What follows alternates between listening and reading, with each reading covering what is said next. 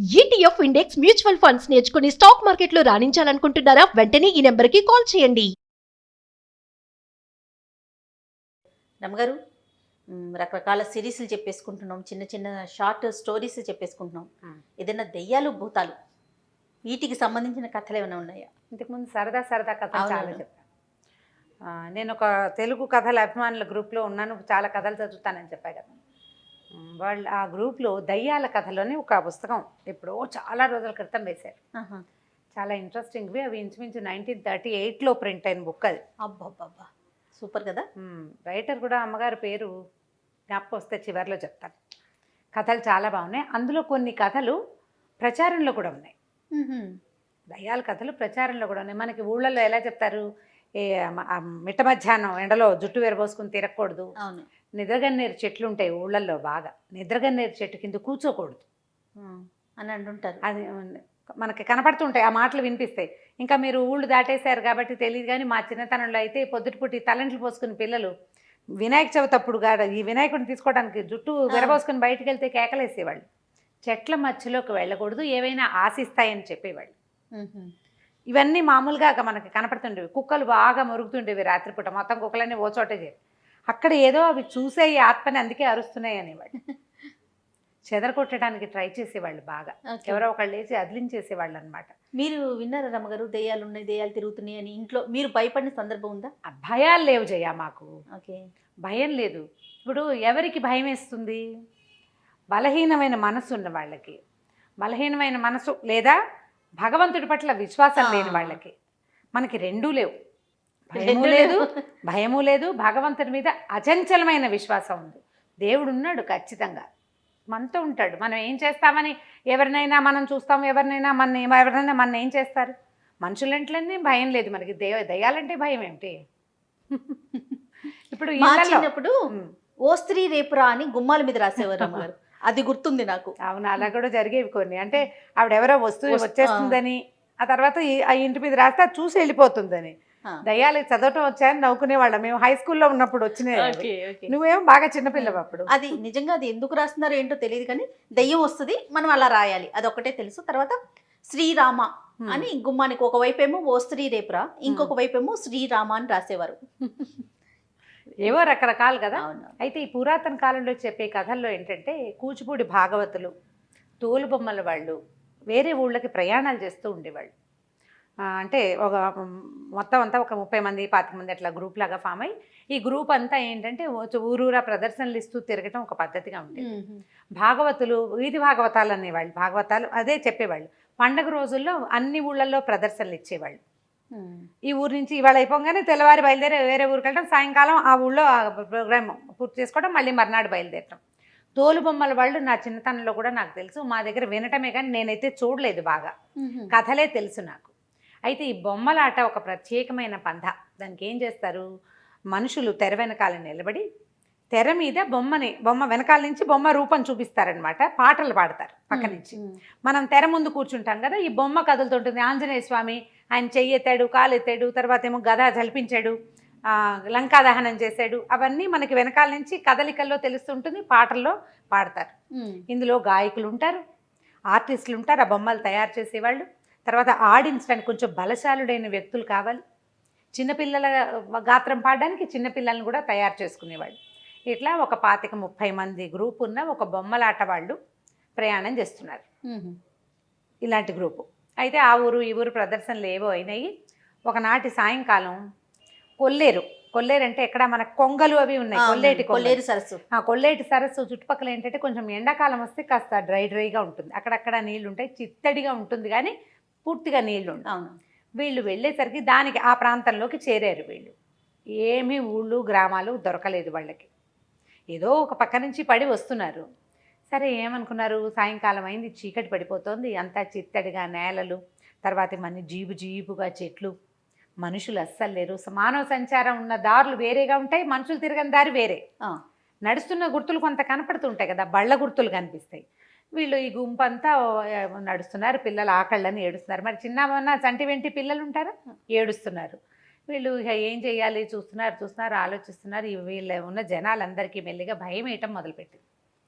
చీకటి చాలా తొందరగా వచ్చేస్తుంది చెట్లు ఎక్కువ ఉంటే. వీళ్ళలో కాస్త ఓపిక మంతుడు బలవంతుడు ఒకడు చెట్టు ఎక్కి పైకి ఎక్కి చూస్తే దూరంగా ఓ మైల్ దూరంలో పెద్ద మహానగరం లాగా కనబడుతుంది. బోల్డని లైట్లు ఉన్నాయి.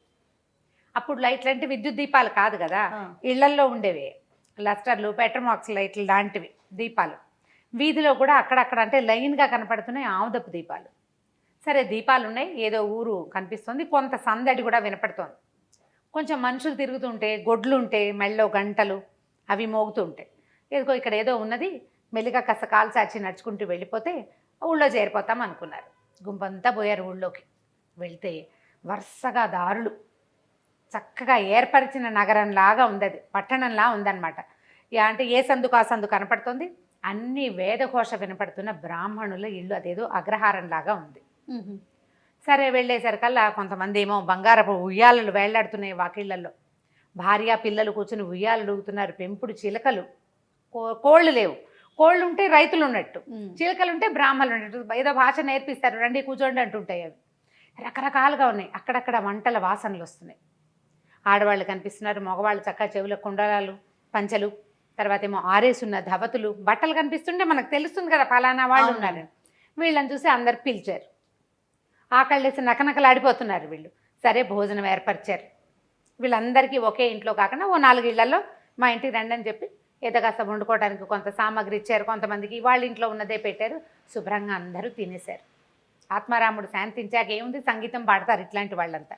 ఈ ఉన్నవాళ్ళు పెద్దవాళ్ళు ఏమన్నారంటే, బాబు ఏం ఆట కడతారు, ఏదైనా ఒక ఆట కట్టి తెల్లారదాకా పడుకుని వెళ్ళిపోండి అన్నారు. తెల్లవార్లు ఆట కట్టే పద్ధతి కూడా ఉండేది అప్పట్లో. ఈ మన భాగవత సప్తాహాలు అవి చేస్తారు. భాగవత సప్తాహం అంటే 7 రోజుల పాటు భాగవత కథలు ఆడతారు. పొద్దునుంచి అదే సాయంకాలం చీకటి పడిన దగ్గర నుంచి రాత్రి 8 నుంచి తెల్లవారి 4 గంటల దాకా తెల్లార్లు ఈ పద్ధతిలో నడుస్తుంది. సరే ఆట కట్టమన్నారు కదా, వీళ్ళలో వీళ్ళు కాస్త మాట్లాడుకున్నారు. ఏమనుకున్నారు, లంకా దహనం చేద్దాం అనుకున్నారు. సరే 1 గంటలో చకచక ఒక పందిరి లాంటిది ఏర్పరిచేశారు. బోలెడన్ని దీపాలు వెలిగించారు. వీళ్ళు కూడా తమకి సామాన్లన్నీ పెట్టుకోవాలి. అంటే లంకా దహనం చేయాలంటే ఏం చేయాలి, అశోకవనము, రాక్షసులు, సీతాదేవి, ఆంజనేయ స్వామి, మళ్ళీ ఆయన ముట్టించడానికి సాధనాలు అన్నీ తమ ఏర్పాటుకి ఎవరి స్టేజ్ డెకరేషన్ ప్రకారం వాళ్ళు చేసేసుకోవాలి కదా, సెట్ ప్రాపర్టీస్ పెట్టుకోవాలి. వీళ్ళన్నీ సెట్ చేసుకున్నారు. వాళ్ళు సరే అన్నీ ఏర్పరచుకుని చూస్తే వరుసగా వచ్చి కూర్చున్నారు.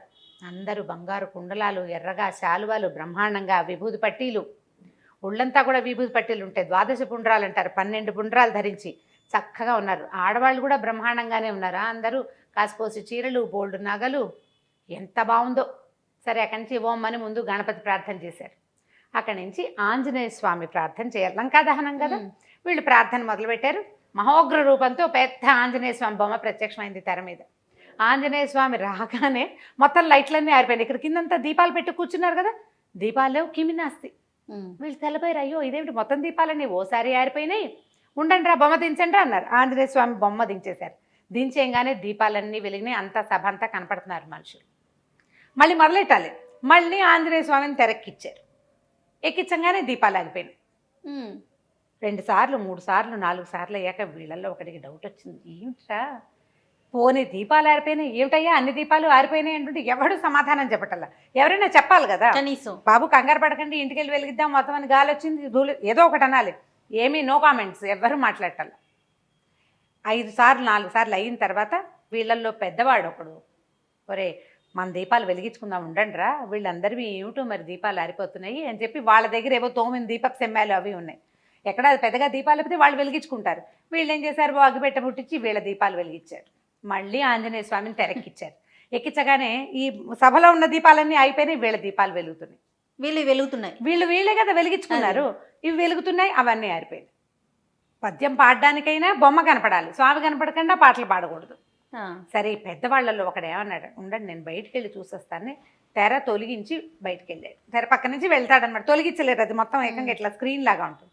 అటు నుంచి వెళ్ళేసరికల్లా ఆ సభలో ఉన్న వాళ్ళంతా దీపం ఇట్లా చేత్తో పుచ్చుకుని వెళ్ళేసరికి చక్కగా అంత దాకా 12 పుండ్రాలు, కుండలాలు, కంబళాలు ధరించి బ్రహ్మాండంగా కూర్చున్న వాళ్ళంతా నాలికలు బయటకు వచ్చి పక్క నుంచి కూరలు, మిడిగుడ్లు ఇట్లా ఉన్నారు దూకేలాగా.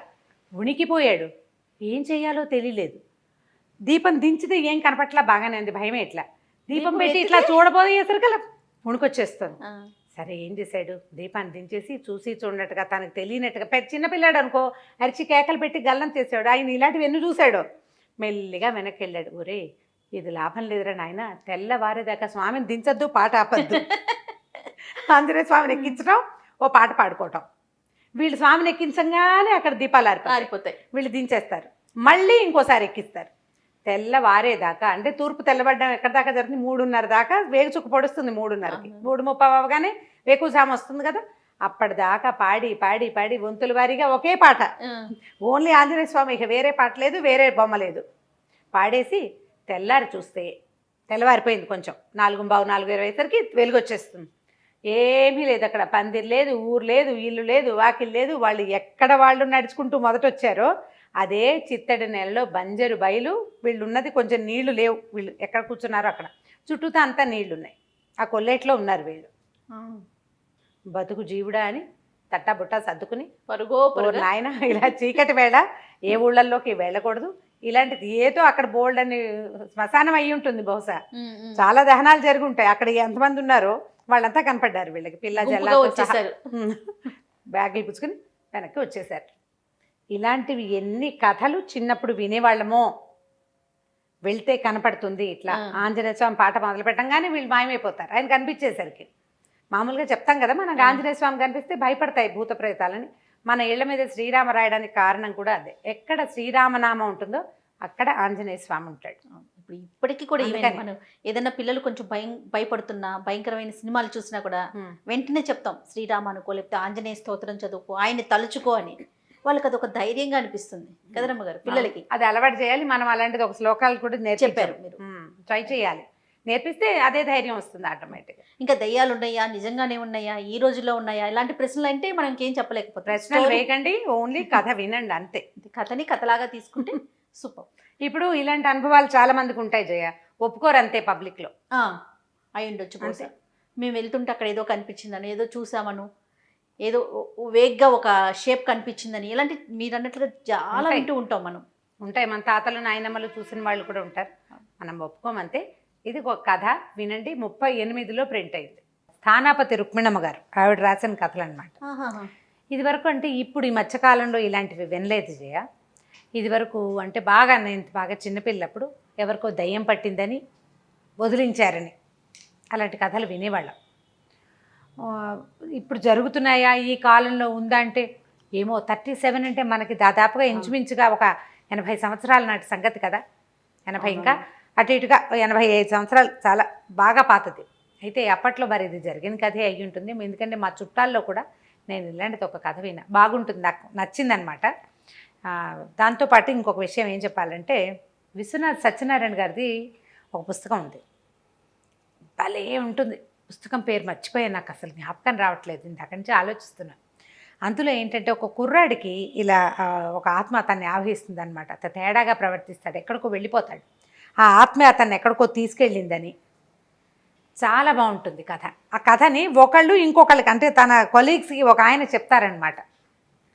బాణామతి అలాంటిది ఏదో పేరు, అలాగే గుర్తుంది అటు ఇటుగా. ఎంత బాగుంటుందో కథ, నడక బాగుంటుంది. విశ్వనాథ సత్యనారాయణ గారిది చదవటం అలవాటైన వాళ్ళు హాయిగా చదివేస్తారు, లేని వాళ్ళు కొంచెం బాగా కాస్త టఫ్గా ఉంటుంది. కానీ కొంచెం పర్వాలేదు, భాష మరీ పురాతన భాషగా ఉండదు, చాలా బాగుంటుంది. అలాగా ఇది కూడా అట్లా అనిపిస్తుంది అనమాట ఈ కథ. ఇందులో ఏంటంటే ఈ కథ పుస్తకంలో చదివిన నడక వేరు, నేను చెప్పే నడక కొంత వేరుగా ఉంటుంది. పుస్తకంలో కథ ఎట్లా స్టార్ట్ చేస్తారంటే, ఒక అత్త కోడలు వాకిట్లో ఒక ఆయన ఎవరో భవతి భిక్షాందేహి అంటున్నాడు. ఈ అమ్మాయి అత్తయ్య వాడెవరో బిచ్చగాడు, ఆయన పోవటం లేదంటుంది. ఆవిడ పోతాడులేమ్మా అంటుంది అత్తగారు. వాడు వెళ్ళటం లేదు, ఎవరైనా వేసేవాళ్ళు ఎవరన్నా అంటే అబ్బాయి వచ్చాక వేస్తాడంటుంది ఆవిడే. పంపించేయమంటుంది కోడలు.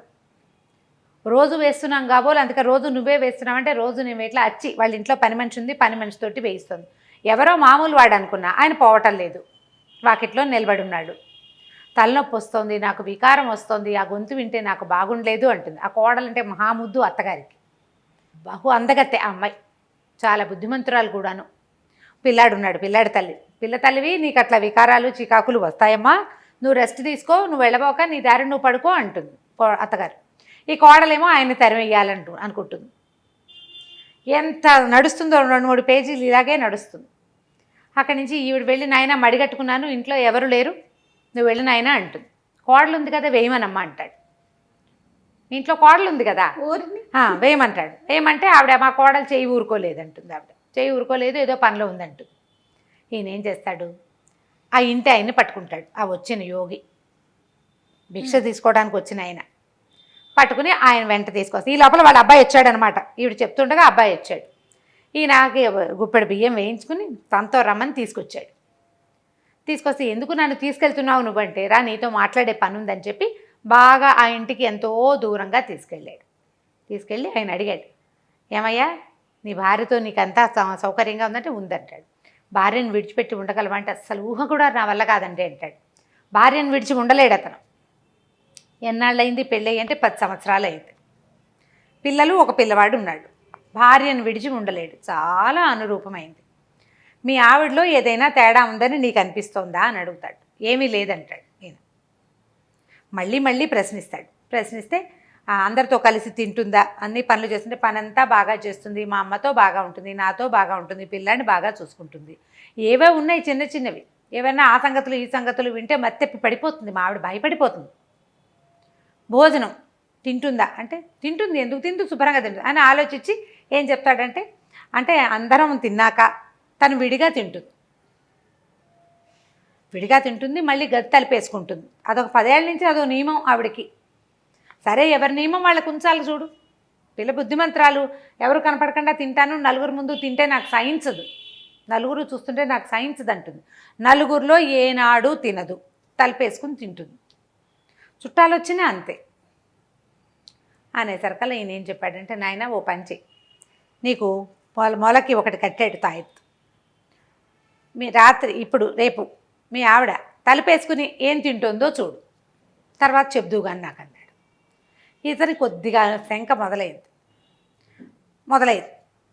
ఇప్పుడు ఇలాంటివి ఎవరైనా చెప్పారనుకో అనుమానంగానే ఉంటుంది కదా. సరే మర్నాడు అంటే ఇప్పుడు కథలో ఇట్లా చెప్పరు, జరిగిందనమాట. ఈయన చూశాడు, 2 కోళ్ళు తింటుంది ఆవిడ. భీకరాకారం, నడికొప్పుకి అంటుతున్నంత కూర్చుంది ఒక ఆకారం.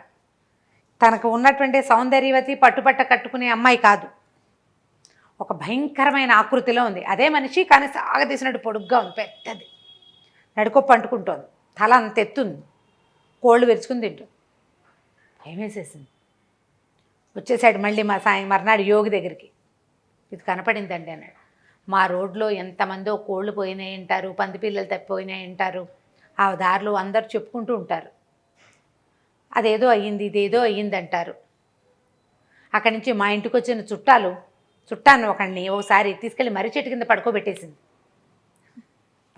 వాళ్ళని ఇంట్లో ఉండనివ్వకుండా. ఈవిడే అని వాళ్ళకి తెలీదు, అదే అసలు అనుమానమే లేదు. ఎప్పుడూ తలపేసుకునే తింటుంది. ఏవైనా ఇట్లా అవి వాళ్ళవి పోయినాయి వీళ్ళవి పోయినాయి గలభాగా మాట్లాడుకుంటే తలకాయ తిరిగి పడిపోతుంది. పిల్ల భయపడుతుంది అనుకుంటుంది అత్తగారు, మా కోడలకు అలాంటివన్నీ భయం, మా పిల్ల ముందు చెప్పకండి అంటుంది. పిల్ల బహుముద్దుగా ఉంటుంది. అప్పుడు ఈయన ఏం చెప్పాడంటే, నాయన ఇది మామూలుది కాదు, అనంతమైన శక్తి, చాలా పెద్దది, మీ ఇంట్లో నుంచి బయటికి తీయటమే కష్టం. సరే అని నేను చెప్పినవి ఏర్పరచుకో నువ్వు అన్నాడు. 3 తాయెత్తులు, వాకిలి గుమ్మానికి ఒకటి, దొడ్డి గుమ్మానికి ఒకటి, తర్వాత నడికప్పుకు ఒకటి, ఈ 3 తాయెత్తులు కట్టు. ఇది నీకు, ఇది మీ అమ్మకి, తర్వాత ఏమో నీ కుమారుడికి. పిల్లాన్ని వేరే వాళ్ళ ఇంటికి పంపించేసి, పిల్లాడిని ఇంట్లో ఉంచద్దు, తాయెత్తు కట్టి పిల్లవాడిని వేరే వాళ్ళ ఇంట్లో పంపించేసి, మా అత్త మామని మీ అత్త మామని కూడా పిలు అని చెప్పాడు. సరే ఈయన బయట కూర్చున్నాడు. ఇక జనాలంతా బయటే కూర్చున్నారు. వారా వీరా పెద్దవాళ్ళు కొంతమంది చేరారు. ఇక్కడ ఏదో విచిత్రం జరుగుతుంది. ఇక లోపల నుంచి అరుపులు, చంపేస్తాను పొడిచేస్తానని ఎంతంత కేకలో. అక్కడి నుంచి కేకలు అణిగినాయి. ఇతను ఏదో మంత్రం చదువుకుంటున్నాడు అనమాట. కేకలు అణిగినాయి. కేకలు అయిన తర్వాత ఏడుపు. అత్తగారు అయ్యో పిల్ల ఏడ్చేస్తోందని అత్తగారు ఏడుస్తుంది. కోడలంటే అంత ముద్దు. మరి వాళ్ళ అమ్మా నాన్న వచ్చారు, కూతురు ఏడుస్తోంది తెలుస్తోంది, వాళ్ళు ఫీల్ అవుతున్నారు. లోపలికి వెళ్తా ఉంటారు. ఇక్కడే కూర్చోండి, ఏం జరుగుతుందో చూడండి అన్నాడు. సరే ఊళ్ళో కొంతమందికి ఈవిడ చాలా సౌందర్యవతి, అది వ్యవహారం తెలుసు, బాగుంటుంది, చక్కగా బుద్ధిగా ఉంటుంది. భర్త అసలు ఆ అమ్మాయిని వదిలిపెట్టాడు, చాలా ప్రేమగా ఉంటాడు, చక్కగా పిల్లాడు కూడా కలిగాడు. అన్నీ బాగానే ఉన్నాయి. అదేదో విచిత్రమో విశేషమో ఎవరికీ తెలియదు. కాకపోతే ఏవో జరుగుతాయి, ఊళ్ళో అందరిళ్లలో జరిగేవి అంతే, అంతకంటే ఏం లేదు. కోళ్ళు కొక్కిరాయిలు మాయమైపోతుంటాయి, పంది పిల్లలు మాయమైపోతుంటాయి. వీళ్ళదేనని వాళ్ళకి తెలియదు, ఏవో పోయినాయి, ఎలాగో ఏదో ఎన్నెమెత్తుకుపోయింది చెప్పుకుంటారు. సరే, ఇంకా పునశ్చరణ సాగుతుంది. అక్కడి నుంచి లోపల నుంచి బొబ్బలు, అరుపులు, సింహనాదాలు, పెద్ద పెద్ద కేకలు, ఇంకా మోత దద్దరిల్లిపోతుంది అరుపులకి. ఇవి ఇదంతా మోత. ఈయన పునశ్చరణ మాన్ల. ఇంకా సేపటికి డబేల్మని తెరుచుకున్నాయి తలుపులు. లోపల నుంచి ఆవిడ నడిచి వచ్చింది బయటికి. పెద్ద చీర, మొత్తం పొడుగ్గా వేలాడేసిన జుట్టు జడముడి విడిపోయింది. పాదాలు ఇంచుమించు మడవల దాకా వచ్చేంత పొడుగాటి జుట్టు. అక్కడి నుంచి గోచి పెట్టుకున్న చీర కొంగులు జారబెట్టుకున్నాయి, అంటే బయట కూడా వదిలేసుకుని ఉందన్నమాట. ఎట్లా కనపడుతోందంటే ఆ చీర ఇట్లా చెంగు దోపుకుంటూ బయటకు వచ్చింది. వీరనారిలాగా కనపడుతోంది. అందరూ నిర్ఘాంతపోయారు. ఆ ఊళ్ళో మగవాళ్ళు ఎవరు అంత తేరి చూడలేదు ఆవిడని. మహాసౌందర్యవతి, మామూలు కంటే ఎక్కువ పొడుగ్గా ఉన్నట్టు కనపడుతోంది. ఇప్పుడు మామూలుగా కొంచెం పొడుగాటి అమ్మాయి, ఎంత పొడుగుందో. వచ్చి కూర్చుంది. అత్త మామ అత్తగారు ఓ పక్కన ఉంది, భర్త అత్తగారు ఉన్నారు. అక్కడి నుంచి ఈ పక్కన తల్లిదండ్రి ఉన్నారు. వాళ్ళకేసి చూడను కూడా లేదు. చెయ్యమని వచ్చి ఈయన ఒక ముగ్గు లాంటిది వేసాడు. ముగ్గులో వచ్చి కూర్చునేసింది మాట్లాడకుండా. అక్కడి నుంచి ఈయన అడిగాడు, నువ్వెవరివి, ఎక్కడి నుంచి వచ్చావు, ఎప్పటి నుంచి ఇక్కడ ఉన్నావు నువ్వు అంటే, నేను ఒక జమీందారుల బిడ్డని, నన్ను ఒక జమీందారికే ఇచ్చారు నాకు బాగా వయసు వచ్చాక. ఆ జమీందారికి చాలామంది పెళ్ళాలు ఉన్నారు.